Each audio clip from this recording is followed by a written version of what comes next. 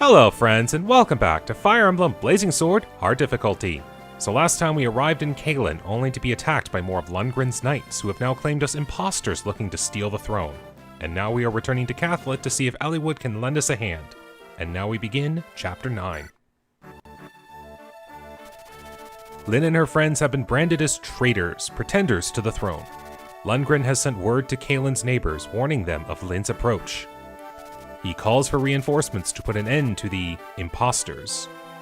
If the other realms of Lycia choose to act, Lyn will never reach Caelin alive. Lyn places her faith in Eliwood and waits.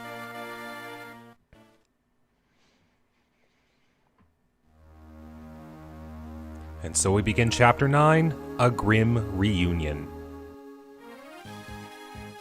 Well, this tune seems pretty happy, nothing grim about it so far.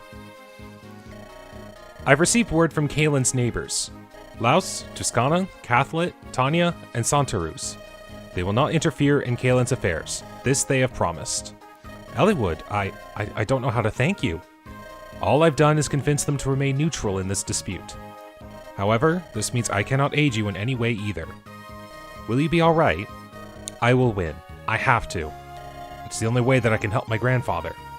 I understand. Although I cannot help you directly, as a friend, I pray for your success. Thank you. I won't waste the opportunity you've given me. Okay. Alright, let's get going. This weather is turning foul. It looks like a fog is rolling in. This is no good. If the fog thickens, we'll be blind in battle. It will be difficult to fight what we cannot see. We can't let it delay us, though. Let us press on. We must get closer to the castle. What's the best route? Let me think. Our best path is to the south. However, that runs through General Eagler's estate. It looks like we still have one final obstacle to pass. Well, Storm, it sounds like we should try to move as a group. If we can't see what's around us, we're better off working together. Let's concentrate on the estate. All good advice, because this chapter introduces us to a quote-unquote fun mechanic, Fog of War. But we won't have that right away, so I can kind of show off the map here. As you can see, wait, there's only 5 units, including the boss Eagler here. Like, what's going on here? And that's kind of a heads up that you should be like, wait, there's probably some form of trap. If you can kind of tell, there's a bunch of fort castles here. So keep an eye on those. That's going to be the key to this. Alright, let's take a look here. Yes, I think this is pretty good. I'll go more into it in a bit, but having thieves out during Fog of War is a fantastic idea, especially if you want vision. But I think that's everyone. I think everyone's items are still pretty good. Yeah, even that's still fine. I don't think Matthew will be seeing much combat. Okay, yep, everything seems set. Just do one last save here. And let's begin. Storm, put me in the lead, please. Surely you know that we, thieves, if you must, can see through fog. Follow me, everyone. So yes, Matthew's giving you the hint of have him out in the combat, but oh, we have another individual here. So you've come. Ah! You're Lord Wallace! Kent, who is this? He used to be the commander of the Knights of Caelin. Aren't you supposed to be retired? I heard you were sowing fields now. I am, and I was. Then I received orders from Lord Lundgren. I was told to capture an impostor and a pair of rogue knights. Lord Wallace, surely you don't believe us to be oath breakers, do you? Bring me the girl that claims to be Lady Madeline's child. What are your intentions? If I don't like what I see, I will take her. We will prevent you. You prevent me. You must be. Enough! I'm right here. I am Lindis. Ah. I understand if you don't believe me, but I've had enough of you and your foolish posturing. Such beautiful eyes. Pardon? I've been a knight for 30 years, and if there's one thing I've learned, a person with eyes as bright and true as yours is no deceiver. Ah, yes, I like you, girl. Why, I believe I'll even join your little band of mercenaries. Are you serious? This old bull's pledged his loyalty to Caelin. I would never allow an usurper on the throne. Let's march. Lord Wallace, he hasn't changed at all. I like him. He's honest. That he is. He deserves our respect. Yes, maybe a weird way for a character to self-insert themselves into our army, but Wallace is a very strong unit, especially for this tutorial. And in this chapter of, if you would play it on easy mode, this is also the introduction to class promotion. So well, not every, but a majority of classes in this game have a promoted class. Like, there's a base class, which we'll say for this bit here is Cavalier.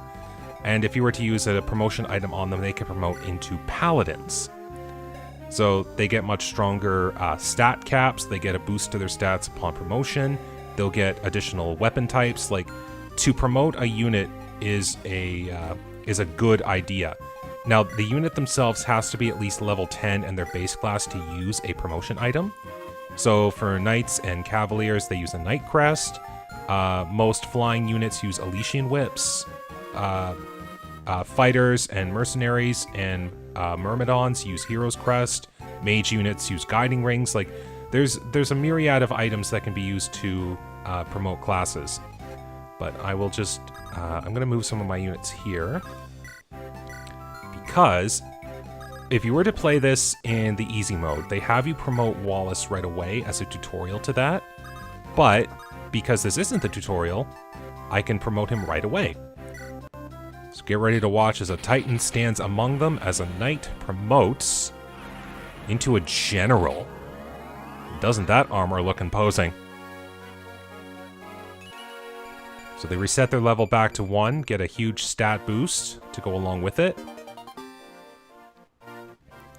So look at that, just he becomes so much more efficient as a general. Like, that strength and defense is fantastic. Like, Zane doesn't even compare to that. Okay, now let's get everyone else moved here. So I'm gonna have Matthew go up here. Hey, do you have any torches?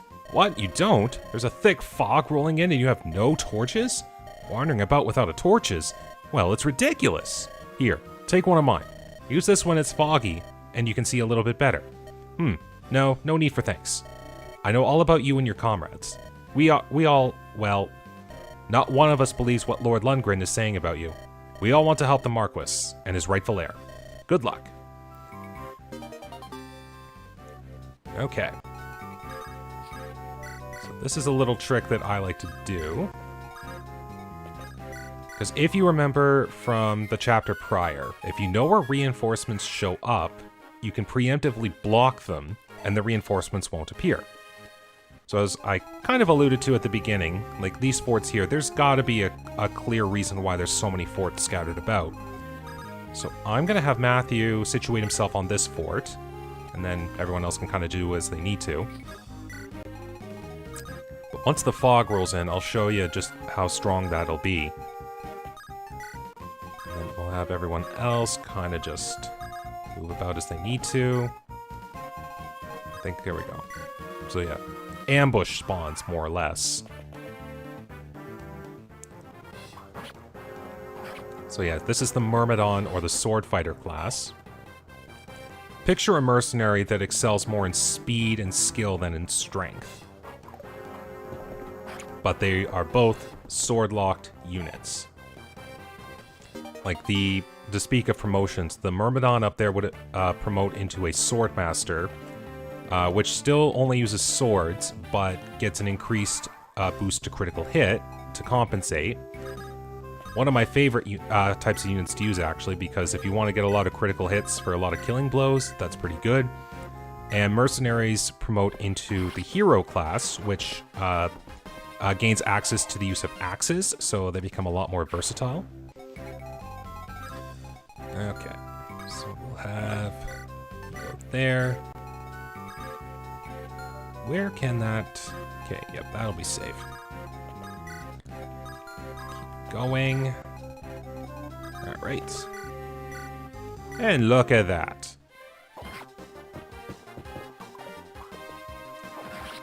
Soldiers are stand no chance against Dorcas.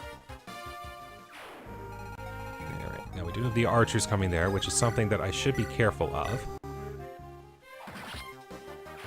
And there we go. Now, I'll just get Wrath up here. He can kind of start taking care of the archers. Yeah, that'll do. Now, the reinforcements won't come out every turn.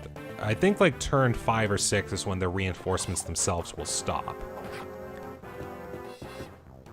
But clearly my army is doing pretty good at handling them. And we got a level up too. That's a pretty good level up. Alright, and Lynn... Well, Lynn's just gonna decimate this bandit.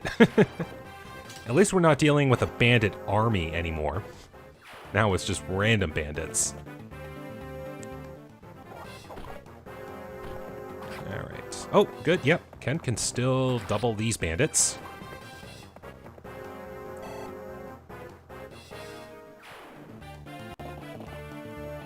Just enough.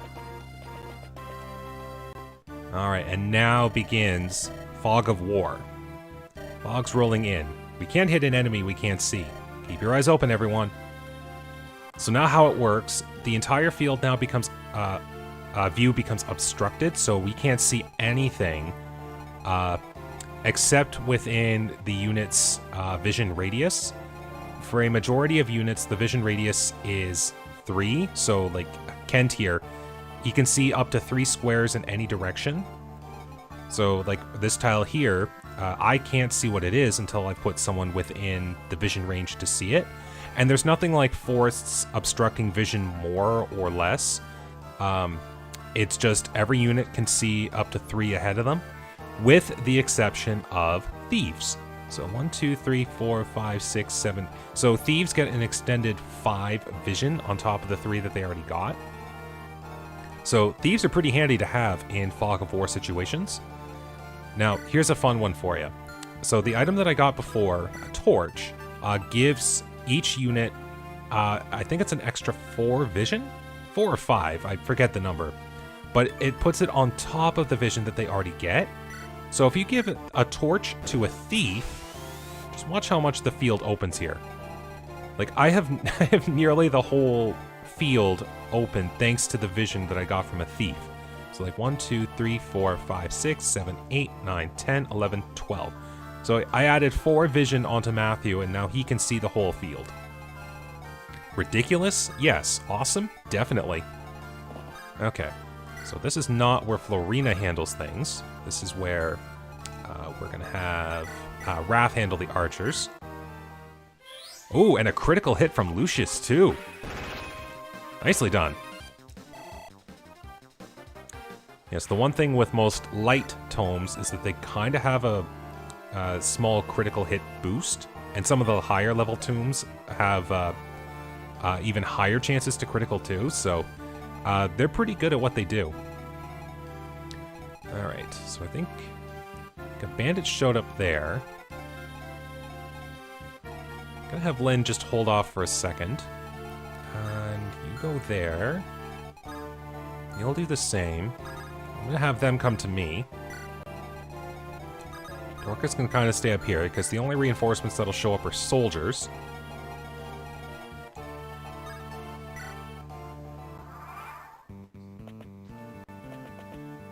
Okay. Not too bad so far. As long as you can see what you're doing, it's no different than a regular map.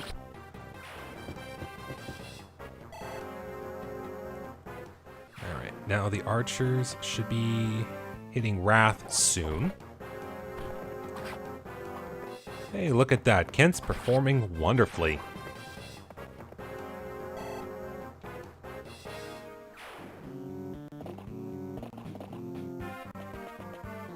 Okay, well, he chose to go to a forest, so I can see that.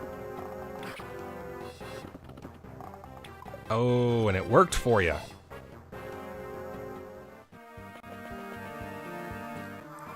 Okay.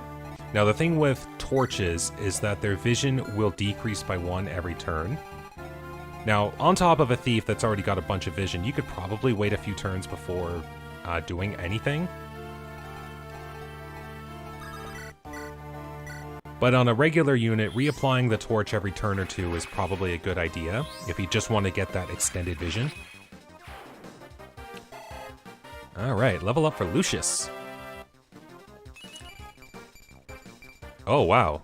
You're doing pretty good there. Okay. Okay. Could do this. Put someone in this cavalier's range. They'll attempt to hit him.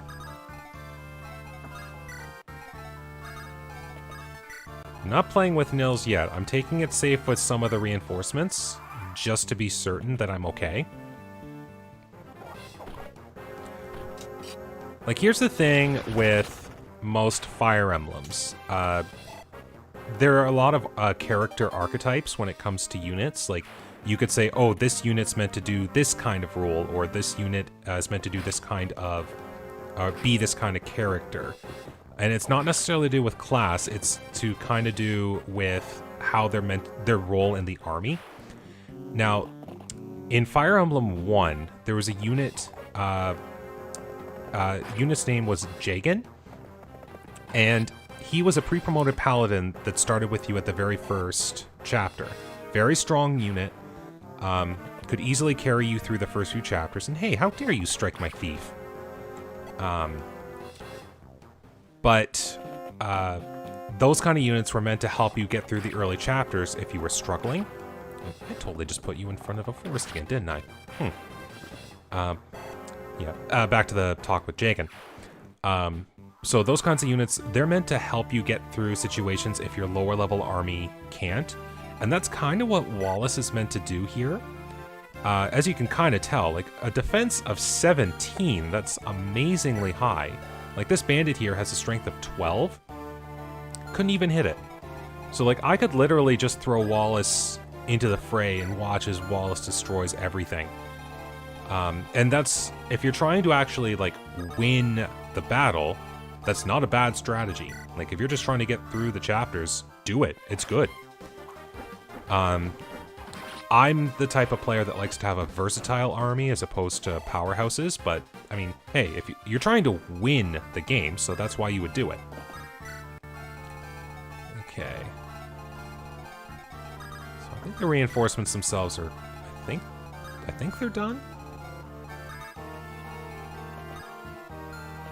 Yeah, I'm at least in the safe zone. So what spawns? Nothing. Okay, so I think the reinforcements are done.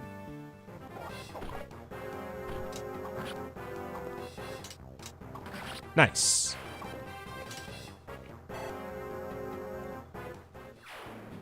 Alright. Oh, another bandit. But that's not so bad. Alright, so... yeah, I can get people... I can start getting people down here. Like, I'll show you here with Wallace, because I know a couple of units are going to come and fight him. Actually, yeah, I think I'll have Kent do some... bandit. I'll have Kent and Sane do some bandit battling. I'm gonna get Lynn towards the throne now.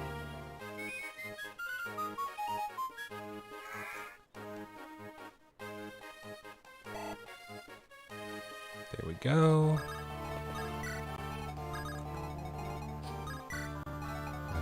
Yeah, there shouldn't be anything else over here. Yeah. Oftentimes you can tell if something spawns on a map if... like, look at that. Just utter decimation. I mean, to be fair, if a unit like that showed up in front of me, I'd probably be pretty scared. But, to go back to what I was saying a moment ago, you can kind of tell if reinforcements show up on a map, even in Fog of War, if the map suddenly jolts in the direction of where the reinforcements are. And then you can kind of gauge the strength of that. Or maybe not gauge the strength of it, but gauge the how you have to move your units. Okay, should be safe there. So I've shown you I've shown you now just like how scary dealing with trying to deal with a general right now is for this army.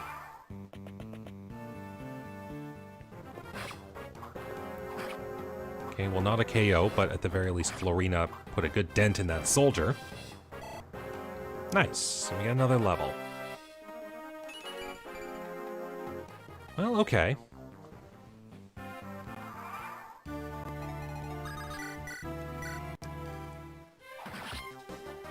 Now the fun part. We have to deal with a promoted unit as a boss this time. Not just a regular unit, but this time it's a paladin. Now, the stats are pretty low, so we don't have to really worry too much. But the thing with Eagler is that he has a javelin and a hand axe, so no matter what, he can strike you from both near and far. So if you're trying to get a good unit to go up against him, you might think, okay, well, I'll go in with the axe. And this would put a big dent in Eagler. Eagler! General Wallace. So you've sided with the girl too, have you? I fight for Caelin's honor, not for Lundgren's lies. Ah, is that so? You are. Enough. There's nothing more to be said. I name you traitors all. Come, do your worst. Fool. At the very least, let mine be the blow that finishes you. I would have laughed there if Wallace got a critical, because he has a 2% chance to do so.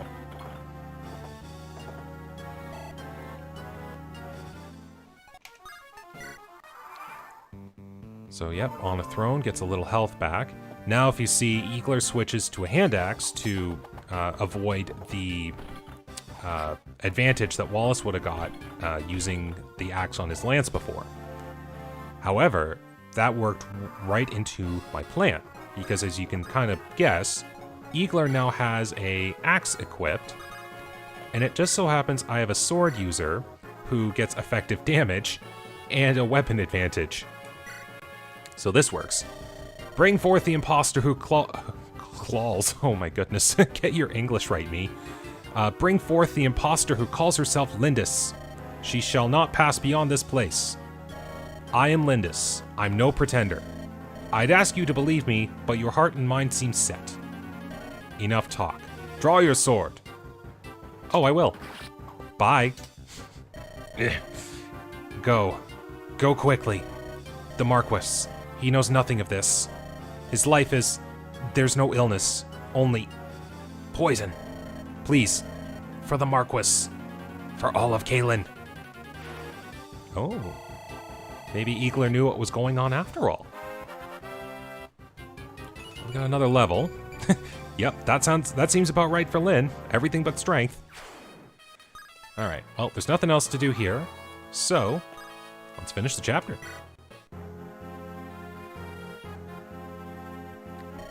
What kind of man was General Eagler? When Sane and I first became knights, he was our captain, our teacher. I think he must have known we were telling the truth. Why did he force the fight? Something must have... Lord Lundgren was exerting some hold on him. Eagler was trying to protect someone. A friend, perhaps. Or family. May Lundgren never know the peaceful embrace of Mother Earth. I care not what others do. I will stop that man. Storm, the final battle is approaching. Well, here we are, a foggy day in Caelin Castle. How are you feeling today, my dear brother? Lundgren. You fiend. Your granddaughter is dead by now, and soon you will join her. Lindis, why did this happen? I only wanted to see her once. Have you lost all hope?